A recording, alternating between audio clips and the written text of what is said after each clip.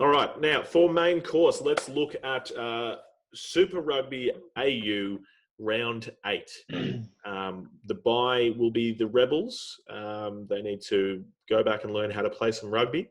And the first game will be the Force and the Reds. Who would like to kick us off with this one? Nels?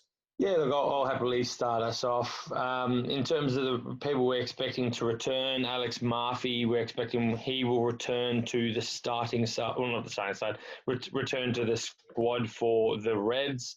I just want to point out, do you guys know the guy that filled in for him on the weekend, Sean Farrell, made his debut. He is now the fastest Reds forward who took that over, I think it was over 10 metres it was to his top speed, took that from the Tongan Thor, the previous fastest Reds forward. And they're talking about his speeds are just absolutely absurd. Yeah. You're right. Well, since he's taking something from the Tongan Thor, I'm going to pretend it didn't happen and find out how to wipe that from the record books so that remains the Tongan Thor's. To be fair, he weighs half of the Tongan Thor. Yeah, I mean, no one can weigh as much as the Tonga Thor, but he is a hooker. But look, this last game was 24-31 to the Reds, so the Force were very much in this. It was 4 tries apiece. The biggest telling stat for me is that the Reds had double the tackle busts, 34-17. So although the game was pretty close, obviously the Force needed to buckle down in their defence a little bit because that is atrocious numbers. And the Force lost 4 to 14 lineouts, 4 or 14 lineouts. Yep. So, yeah, another thing that we've said has been pretty weak for them was pretty weak for them last weekend. It's not a bad matchup for them, though. Like the Reds are obviously struggling at line-out time as well. I know 4 from 14 losses is not great, but it's a truckload better than what they've been doing against the other sides. I was about to say, so 4 from 14 was last time against the Reds, but they've gotten worse since then. Last week, they lost 8 line-outs against the Tars, as we mentioned before. So they're going to need to do something in that area because giving away 8 sets of line-out possession is just too much. Like line-outs are such a great platform. You can't be giving that away. This could well be the game where we see teams just going for scrums because neither of them can actually line out properly. So it'll be interesting to see. Look, Jake, is it Jake Strawn? Strachan. No one knows how to say his name. I think Jake Strawn, if you're going off the Scottish pronunciation, he was actually really quite good on his debut, I think. Jack McGregor came on the last 10 or so, was it? Or last quarter? He played the last 20, but he came on at fly half. And played fly half. But do you guys think that Strawn did enough? He was quite good there at 15. Look, I think he probably did. Like McGregor, I'm a big fan of McGregor, and I thought he'd been great throughout the season. But no, Strawn had a really good game. He just looked really settled. He was always in the right areas of the field, defensively. And there's a few times, look, he put this awesome little chip through, regathered it perfectly. He set up quite a few offensive plays. So I thought he was really good, and I think he might well have earned himself another start, which, we'll see. McGregor he's great to have on the bench because he's been a fly half most of his career. He now applies his trade at fullback, but, it's awesome having him on the bench to come in and inject anywhere. Yeah, it'll be interesting to see. I think it just depends if if they were just giving him some game time or if he's actually pushing for a regular starting spot. But he did play well. Yeah. I'm quite a fan of Jack McGregor, to be fair. I'd like to see him back in that starting side. Look, that centre pairing finally sort of clicked a little bit more for them. I know everything didn't go their way on the weekend, but we did see some positives coming out of Godwin and Kahui. Kahui, as we spoke about a little bit earlier, he actually really got quite involved, and it was really good to see. And Godwin, I think he had a really solid game. Do you think these guys can reproduce what they did? I think individually, and that better connection between them on the weekend. Well, I think Kahui, some of the skills he was showing was absolute class, and just fantastic. But Godwin, I mean, that's got to be Godwin's standout performance in Super Rugby for him. Yeah. I think maybe it was just the kind of audition for the Waratahs. We're joining next week. He's like, please, But he was great. For me, it was whether he can reproduce that form, because he was into everything. That's the most hungry I've ever seen him. He went looking, and he really got into, was making some brilliant carries all over the shop. But Kahui, I thought I put a note in here just in case we didn't talk about it in the review. But mate, he's 35 years old, and he ran down winger Alex Newsom to stop a try. I mean, Newsom had been going slowly up in my books purely because he happened to be on my roster and scoring tries. But he got the ball with heaps of space, and he got ran down by old man fisherman Kahui. It was ridiculous. So Kahui's he's still hungry. The thing for me is Kahui's defense is still physical, but he doesn't run the same hard lines he used to. Yeah. He really expanded his game. And I think you're right. You mentioned his short kicking game, I think, has been excellent for them. Yeah.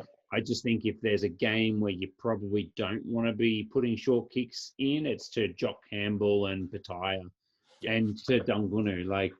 Great point.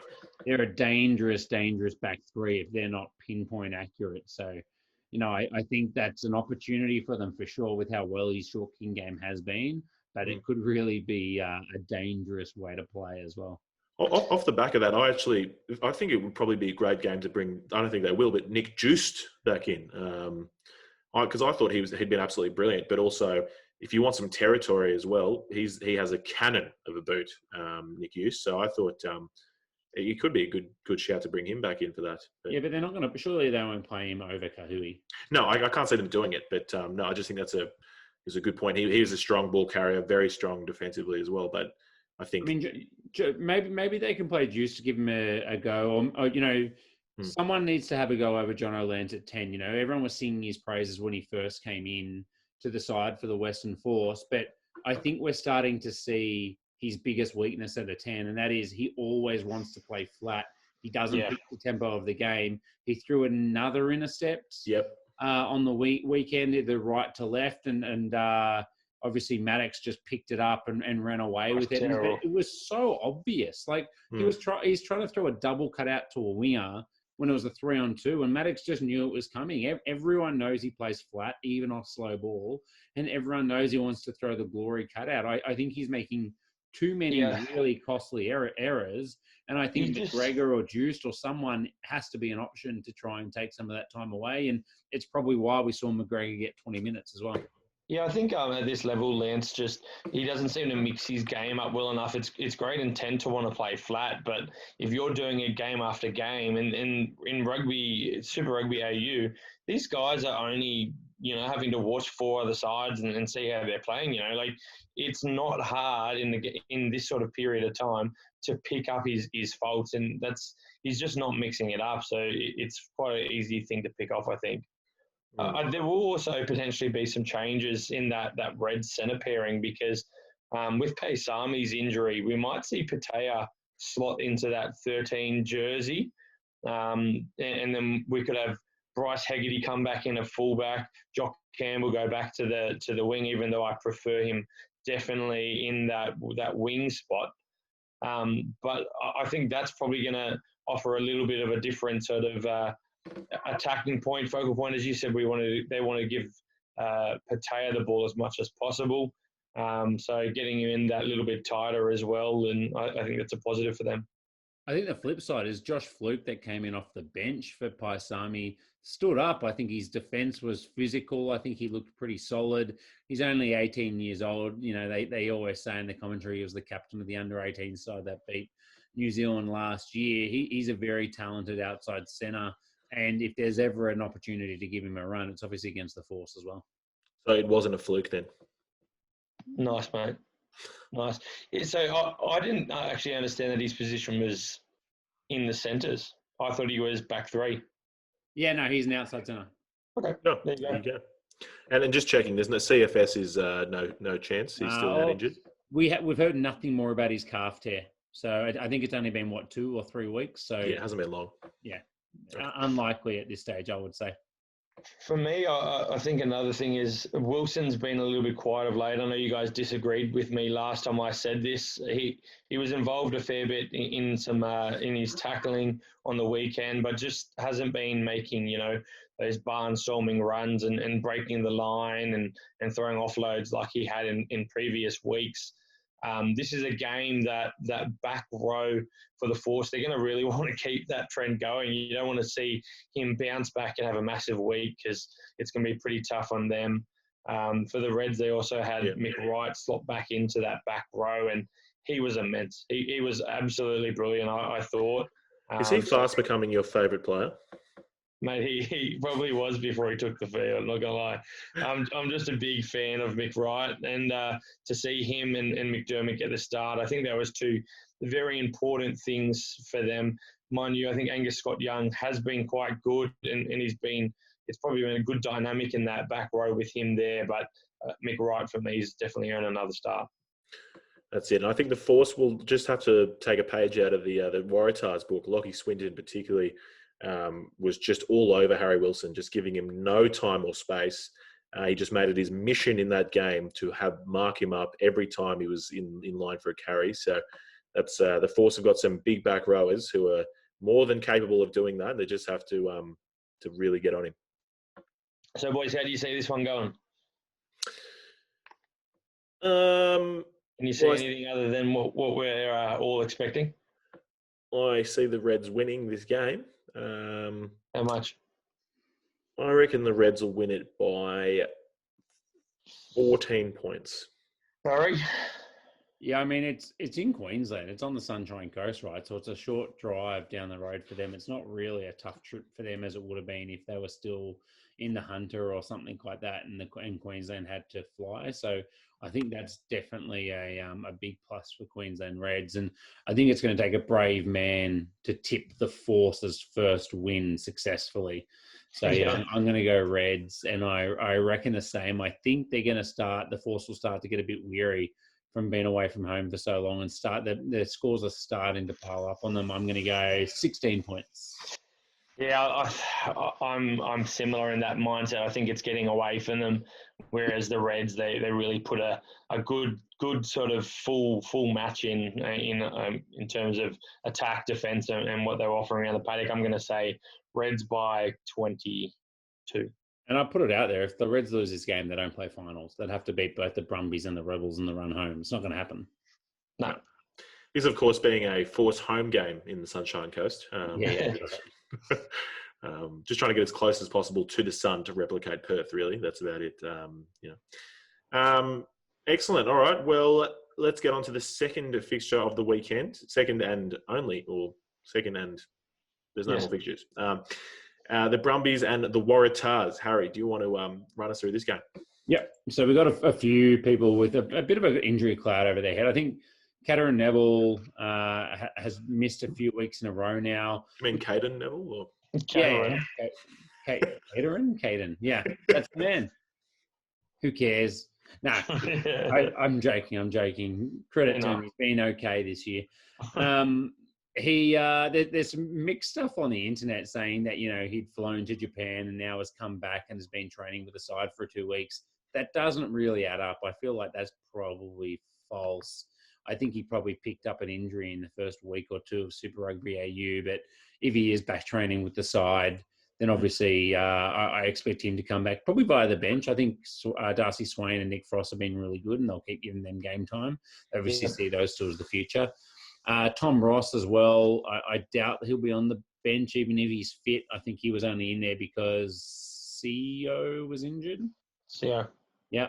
So he had that bad concussion, but again, it's been a couple of weeks, so you'd expect if he is available, then if Scott Sear is not, then he'll be on the bench. My mistake, it was Slipper. Sear was there. Sear was starting. Slipper. Still haven't seen the guy I was excited about, Shambek Lavui. Haven't seen him all season. Yeah, shouldn't have left the Tars, mate. What are you going to do? Oh, well. And then Rob Ballatini as well, he limped off the field a couple of weeks ago before the bye, and we just heard nothing. And, I mean, generally, I feel like Super Rugby AU has been pretty good with their announcements, and the Brumbies especially. So the fact that we've heard nothing means I feel like he's more than likely going to be okay to play, but we don't really know. Still not as good as the Stormers sending us their direct injury report press releases. The other teams need to still take notes from them. Pick up your game, Super Rugby AU. The last time these guys played, the Brumbies got up 24-23, and I think this was a testament to the Waratahs not knowing how to win a game more than anything else. They were the dominant side for 50 or 60 minutes, and then they just refused to put any points on the board with their dominance in the last 20 to 30, and the Brumbies managed to snatch one at the death. And I think it was a real blueprint for the other teams on how to play the Brumbies this year. And, you know, if they can repeat the kind of form that they showed last week and the first time they played the Brumbies, then they're in with a really, really good shout. Despite me saying that, you know, the stats were definitely in the Brums' favour last time. I think they had almost 60% of possession. They had 450 to 300 run meters, you know, 27 to 15 tackle busts. So they were really good at running the ball, but they couldn't get the ball over the line because the Waratahs just fronted up physically. So it's going to be a big test for the Waratahs' defence, and I think that's where the game will be made or lost for the Waratahs. But this was pre-Jake Gordon Waratahs. So I call it the Jake Gordon Renaissance for the Waratahs. His return has seen them playing some proper rugby. Well, he's averaging 2 tries a game since he's come back. He is. In fact, denied last week. Ridiculous. But no, yeah. So we've now got the attacking weapon back. That's the flare. Big. The tinder has been ignited. Look, the Tars have got 2 games left. They've got this and they've got the Rebels. And I think it's pretty obvious that they need to win one of those 2 games with 4 teams pushing for 3 spots in the finals. Yeah. One win, I think, pretty almost assures them a spot, doesn't it? Yeah. 100% it does. Yeah. So if they can get a bonus point win, then they would be locked in. I think it is. So I think that's a big one. But at the same time, like the Brumbies, who have been pretty comfortable all season, if they lose this, they're most likely, if the Reds get a win, going to find themselves down in 3rd place as well. So it's a big game with a lot of on the line as we get towards the kind of pointy end of this Super Rugby AU season. And I think both teams won't be lacking motivation on the back of that. You know, the Brumbies have had 2 weeks to kind of work out what the hell went wrong for them 2 weeks ago against the Rebels. Is that right? Rebels. I love that. You got a 50% chance. The rare. Yeah. The Rebels. The Reds definitely didn't beat them. Yeah, but anyway, so I mean, there's as the Reds showed last week, you know, having 2 weeks to try and right the wrongs of a big loss is definitely something that can turn a team around. Waratahs. I'm sorry, I'm a bit slow on cutting in. I was just going to say the importance of finishing top in the conference is because it's the top 3 that go through, and the top team gets a rest while the 2 and 3 play it out for the right to play the minor premiers. So yeah, that's a big deal. Really. Well, the Waratahs might have to throw one because they don't want to have a bye and then a rest week off as well. They won't play for 2 weeks. We'll go on holiday. It's true. Yeah. So you got HJH. We all reckon he's going to get a start again. I think they were just kind of rotating him out, give him a little bit of a rest. So he should come back in. He's been excellent. Great to get off the bench again. If you've got a man that you want to give the ball to 2 meters out to try and burrow over the line, it seems to be him at the moment. He's just got this knack of getting himself through the line and over. To me, the one that I would really like to see from the Brumbies, if they're going to, you know, pull their trump card, is Nick White. Been training with the side for 2 or 3 weeks now. I don't believe that they'll start him. I think it is just too much of a kick in the guts to Joe Powell, but bringing him on for 30, 35 minutes to close the game out with his superior kicking game as well, especially when you got a team that so heavily relies on field position like the Brumbies, I think he'll be massive for them if they can get him on the park. That box kick. Yeah, agree. And speaking of the kicking games, you got Jack Maddox, and James Ram, who have been kicking very well. Will Harrison as well. You got Tom Banks, who has been kicking these huge touch finders for penalty as well. There's going to be a good kicking battle in this one, and I think the line-out's going to play a really, really important role off the back of that as well. So obviously the Brumbies scoring a fair few of their tries from rolling mauls. And the Tars, I think, with probably the best defensive line-out in Super Rugby AU by a pretty decent margin. I think Ned Hannigan and Ross Simmons have been pretty exceptional in that area, which, you know, there's not a lot of areas who would normally be associated with that word. So excellent from them in that regard. And look, I think I mentioned the Waratahs defence earlier as well. If they can front up, I think the backup plan for the Brumbies has to be their rolling maul. So I think that's a huge, huge weapon for them. And if the 2 key areas for me in this game are the Waratahs defence in tackling and the Waratahs defensive line out as well. So huge factors for this game for me. Yep. Yeah, I think the importance of Maddox and Ram, that kicking game is going to be huge. You can't lose a territory battle to the Brumbies. That's where the game will be won or lost for mine, really. If they're down that end, then they're going to get them some lineouts and they're going to get over. You guys, I don't think you're going to necessarily lean the way that I'm leaning here. I think my New South Welshman-ness is going to come out here. I think the Brumbies have definitely looked like they've got a few little issues. They haven't been as clinical as they have in the past. So for me, the Tars are buzzing. The Tars are this is going to be their best chance to get a win over the Brumbies in a long time, and they know they need a win here to make the finals. I'm going to go out on a limb here and say the Tars take this one by a kick in the final 5 minutes. Will Harrison's kicking absolutely everything, so I think it's going to be a kick that wins it. They're going to win within 3 points, and that's it for me. I might be dreaming. Mate, no, look, I actually, again, this is the second time in one podcast, perhaps ever, that I've said I'm going to agree with Nelson Dale. Wowza. I think, look, yeah, as you said, the Brumbies have not been the clinical team we thought they were. A lot of chinks in the armour. Their line-out maul is fantastic, but the rest of their set piece and just their composure hasn't quite been there, is how I felt about it. So I'm going to back the Tars, the Jake Gordon Renaissance, mate.